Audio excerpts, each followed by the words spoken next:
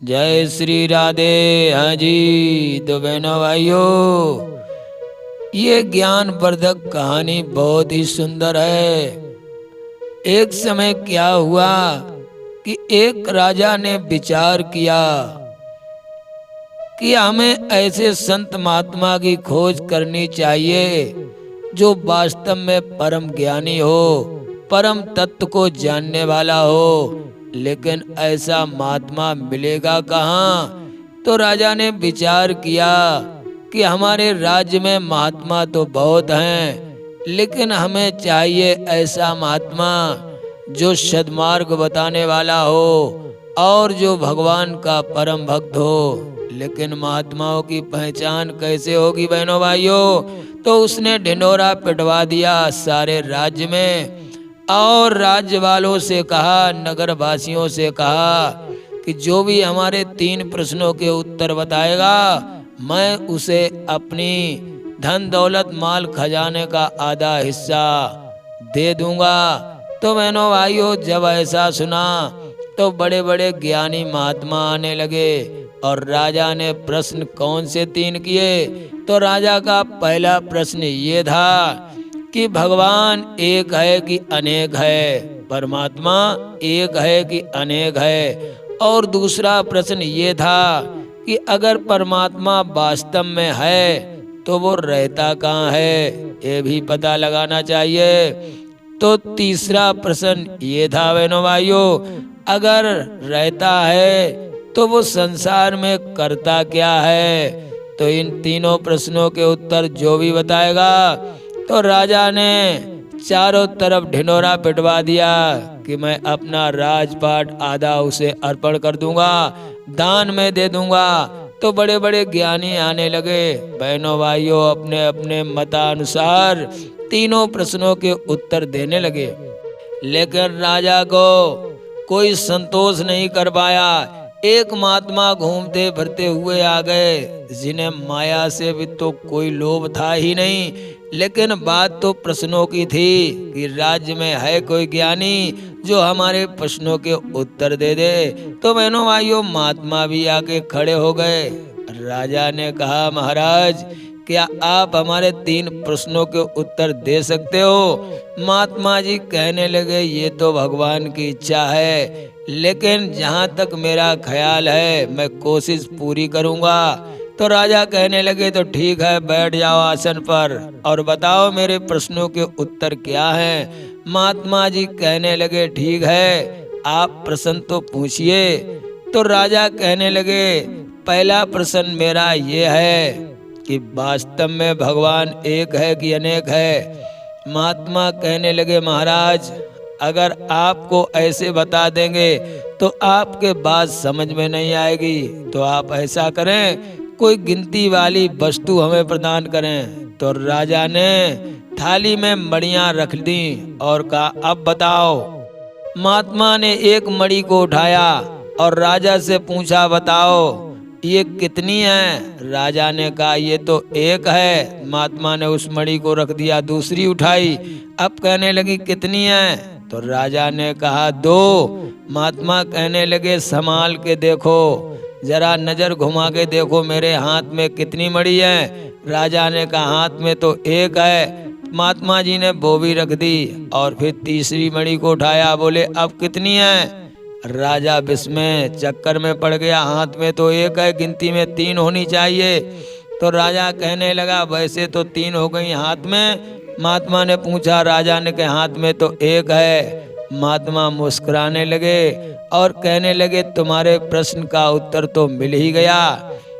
राजा कहने लगे, मतलब? महात्मा ने कहा, परमात्मा तो एक है लेकिन अनेक भी है। राजा ने पूछा, वो कैसे? महात्मा कहने लगे, कोई उसे शंकर भगवान मानता तो शंकर भगवान बन के प्रकट हो जाता, कोई उसे राम जी मानता तो राम जी बनकर भगवान प्रकट हो जाता, कोई उसे कृष्ण मानता तो वो कृष्ण बनकर प्रकट हो जाता, कोई हनुमान मानता तो हनुमान जी बनकर प्रकट हो जाते, कोई गणेश भगवान मानते हैं तो गणेश भगवान बनकर प्रकट हो जाते हैं। तो भगवान के रूप तो अनेक हैं, लेकिन अगर नजर से देखा जाए तो महाराज भगवान तो एक ही है, एक के सिवा दूसरा है ही नहीं। राजा बड़े प्रसन्न हो गए, कहने लगे ठीक है, प्रश्न का उत्तर तो बहुत अच्छा मेरे समझ में आ गया, आप दूसरा प्रश्न बताओ। महात्मा कहने लगे बोलो। तो राजा ने दूसरा प्रश्न किया। बहनों भाइयों, दूसरा प्रश्न क्या था? राजा ने दूसरा प्रश्न ये पूछा कि ये बताओ वो रहता क्या है? अगर भगवान है ये तो मुझे भी पता लग गया, लेकिन अब वो रहता क्या है? महात्मा जी कहने लगे भाई आप प्रश्न पे प्रश्न पूछ रहे हो और मैं आया हूँ, आपने पानी की भी नहीं पूछी है, अरे कुछ खिलाओ पिलाओ। राजा ने कहा ठीक है, मैं तो भूल ही गया था। और नौकर को आदेश दिया जाओ महात्मा के लिए गाय का दूध लेकर के आओ। अब वो नौकर गया और गाय का दूध कटोरे में लेकर के महात्मा के सामने आ गया। महात्मा जी ने कटोरा लिया दूध का और उसमें उंगली घुमाने लगे। जब उंगली घुमाते कुछ समय हो गया तो राजा ने पूछा आप दूध पीते भी नहीं हो, उसमें उंगली घुमा रहे, क्या देख रहे? महात्मा जी कहने लगे महाराज मैं इसमें घी देख रहा हूँ। राजा कहने लगे घी देख रहे हो? घी कहाँ इसमें? तो महात्मा जी कहने लगे फिर घी किस में होता है? राजा कहने लगे दूध में होता है। महात्मा कहने लगे वही तो देख रहा हूँ मैं, दूध में अगर घी है तो है कहाँ? राजा कहने लगे घी तो दूध में ही है, लेकिन ऐसे थोड़े ना दिखाई देगा। महात्मा कहने लगे फिर कैसे महाराज दिखाई देगा? राजा कहने लगे महात्मन इस दूध को गर्म किया जाए, फिर इसकी मलाई को जमाया जाए, फिर मथनी से मथा जाए, फिर जो भी माखन होगा उसे फिर तपाया जाए, तब कहीं घी देखने को मिलता है। महात्मा कहने लगे महाराज आपके प्रश्न का यही उत्तर है। परमात्मा सबके हृदय में निवास करता है। अगर भगवान का अंश ना हो तो ये शरीर पंचभौतिक मिट्टी बनकर के ढेर हो जाता है। उसी की ताकत के अनुसार ये चलता है। ईश्वर अंश जीव अविनाशी, सभी में ईश्वर का अंश है। तो जिस प्रकार ऐसे घी दिखाई नहीं देता, उसी प्रकार वो अंतर्यामी परमेश्वर भी दिखाई नहीं देता है। जब इस शरीर को तपाया जाए, तपाने के बाद इसमें जो भी मलाई बनेगी वो सत्संग में जाकर के महात्माओं के संग में, बिना सत्संग से विवेक नहीं होता है महाराज, तब तुम्हें ज्ञान प्राप्त होगा। और जब ज्ञान प्राप्त होगा फिर उस ज्ञान को फिर तपस्या के बल से तपाया जाए तो उस महाशक्ति के दर्शन हो जाते हैं जो सभी के हृदय में निवास करती है। घी की तरह परमात्मा भी अंतर्यामी जो अदृश्य है वो सदृश्य हो जाता है और दिखाई पड़ने लगता है। राजा के मन में बात बस गई, कहने लगे धन्यवाद महाराज, अब हमारे तीसरे प्रश्न का उत्तर दो। राजा ने जब ऐसा कहा तो महात्मा कहने लगे तीसरा प्रश्न भी पूछो। तो राजा ने कहा ये बताओ भगवान है ये तो मैंने भी जान लिया, आपने भी बता दिया, लेकिन वो करता क्या है संसार में? महात्मा कहने लगे हमारे एक प्रश्न का उत्तर आप भी दो। राजा कहने लगे अरे मैं प्रश्न पूछ रहा हूँ आप पूछने लगे। महात्मा कहने लगे कोई ऐसी बात नहीं है, मैं ये पूछना चाहता हूँ कि आप प्रश्न पूछ रहे मैं बता रहा हूँ, तो पूछने वाला बड़ा होता है कि बताने वाला? राजा कहने लगे प्रश्न का उत्तर देने वाला गुरु के समान होता है, वो बड़ा होता है, पूछने वाला छोटा होता है।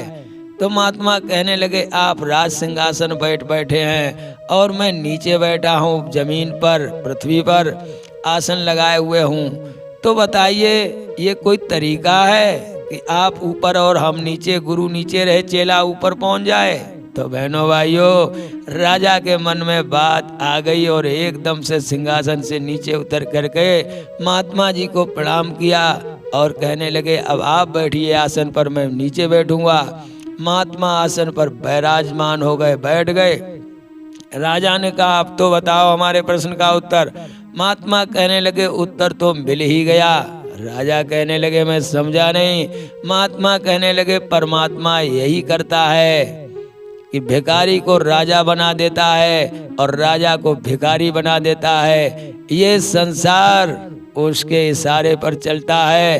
ये परिवर्तनशील संसार है। पता नहीं कौन कितने समय पर भिखारी बन जाए और महाराज कौन कितने समय पर राजा बन जाए।